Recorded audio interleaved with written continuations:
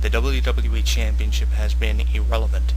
Meaning that the WWE Championship hasn't been as important as it was probably back in the 90s and 80s when those decades were dominated by the champions. The question I have for our listening audience is the WWE Championship irrelevant now that it's being held by CM Punk, someone who is demanding respect and seemingly having no respect for anybody, including Jerry Lawler or any of the talent backstage? I don't think the WWE Championship is irrelevant, because if the WWE Championship has been irrelevant for 300 days, then everyone who was a heel who ever held the WWE Championship meant nothing to the WWE.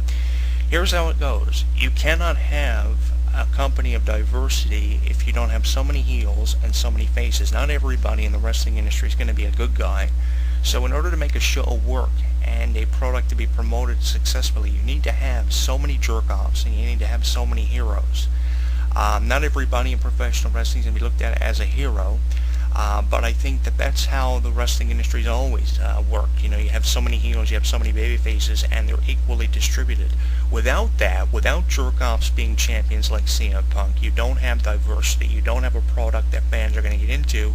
Just imagine if you had faces against faces all the time. I like the method of having a face up against a face and the sportsmanship, the idea, and the, who's better than the other one idea. I really like that. But we need heels versus faces. We need a real 1980s type feel to the wrestling industry. I know fans show up at live events with signs that say, bring back 80s wrestling.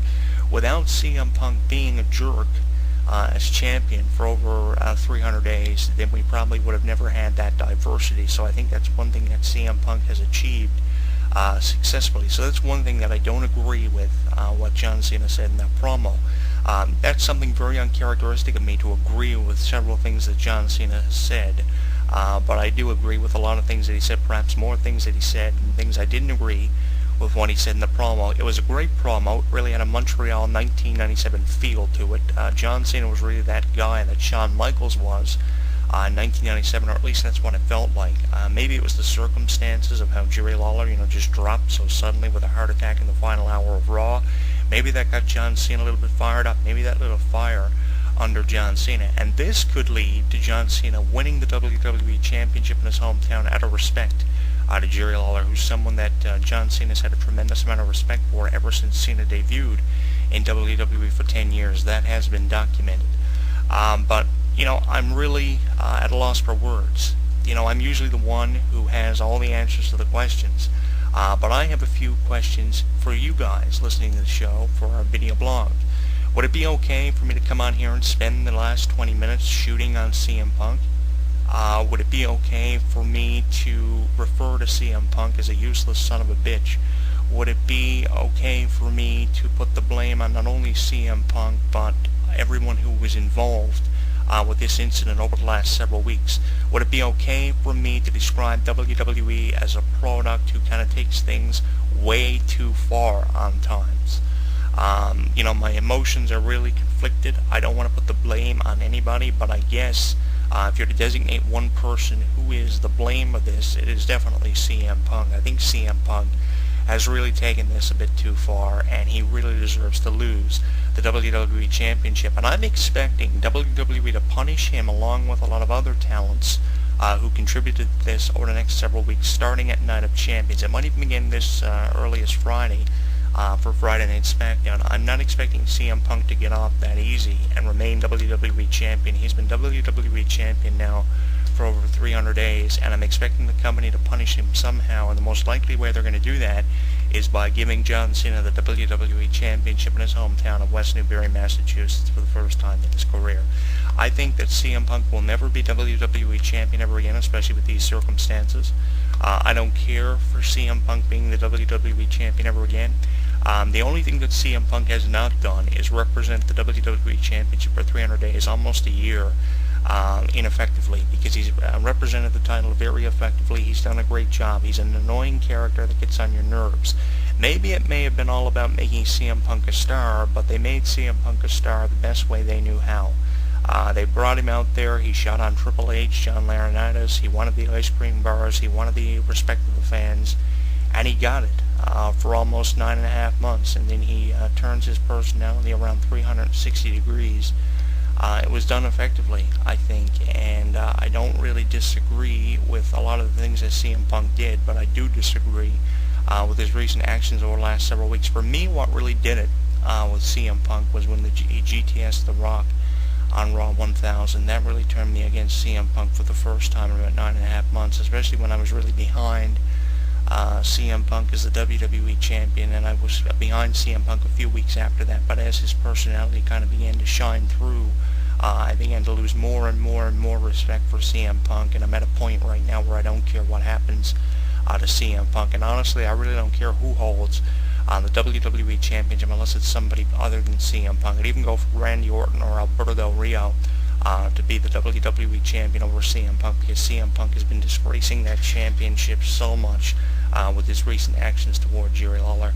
I was reading a couple of tweets there earlier this week in addition to several reports, and the tweets that people like Jim Ross and Shawn Michaels were sending out were unforgettable tweets that really stood out. Shawn Michaels gave Jerry Lawler his blessing.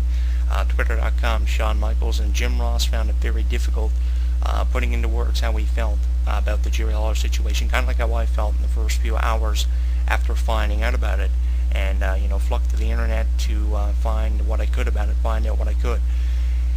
And Jim Ross, I think that he's probably got to be the one that's been the most emotionally affected, along with Michael Cole. Just reading Jim Ross's tweet, he said, he couldn't really find the words to describe how he was feeling about Jerry Lawler having a sudden heart attack.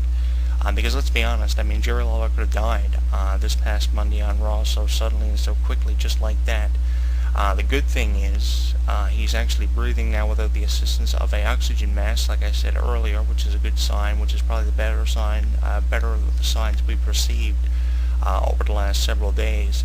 So that's some good news being thrown the way of people like Jim Ross and Shawn Michaels. And of course, Shawn Michaels' tweet, very brief, basically just giving his blessings to Jerry Lawler and hoping that everything turns out okay.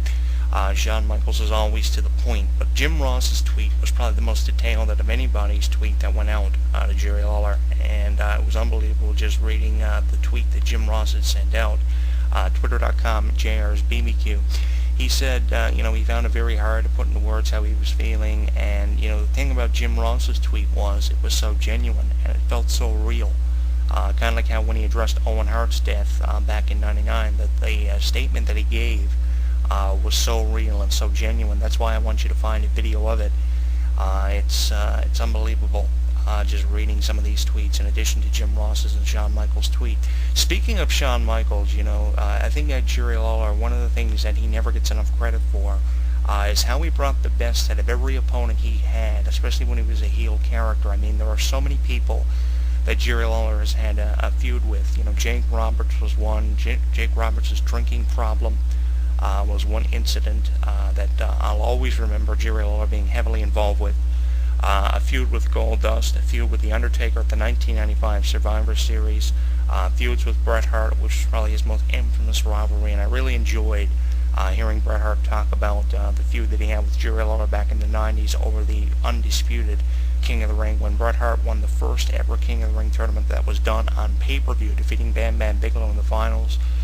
Bret Hart said that his feud with Jerry Lawler was a feud that he'll never forget, and definitely brought the best out of Bret Hart. He made an accurate statement, something that Bret Hart hardly ever does. So I think that's great that Bret Hart even came out and paid his respects to Jerry Lawler. And the thing is, I think that Bret Hart really owed it to Jerry Lawler. I'm going to tell you why.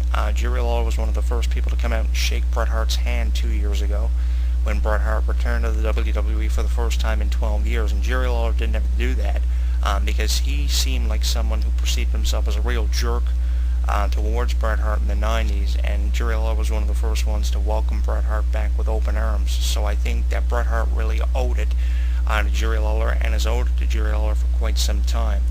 He also went on to refer to Shawn Michaels being like CM Punk, and refer to himself being like John Cena. That was a pretty good comparison.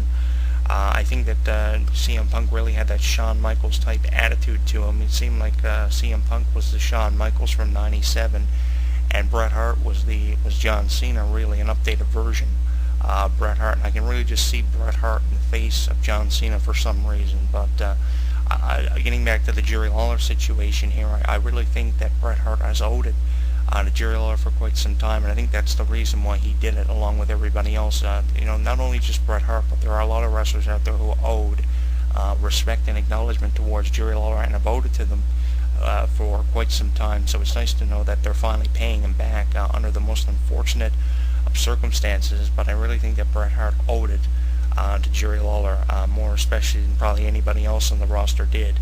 I liked it. I liked hearing what Bret Hart had to say.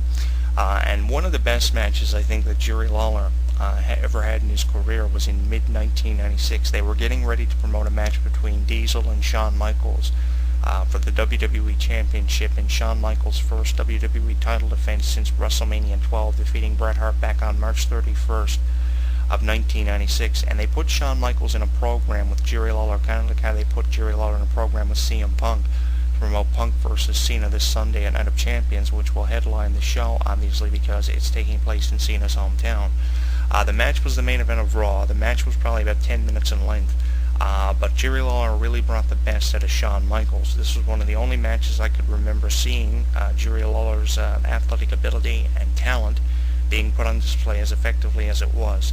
And it was definitely one of my favorite Shawn Michaels matches. Out of every Shawn Michaels match I've had the privilege of seeing, either on Coliseum Home Video back in the day or on actual television or pay-per-view.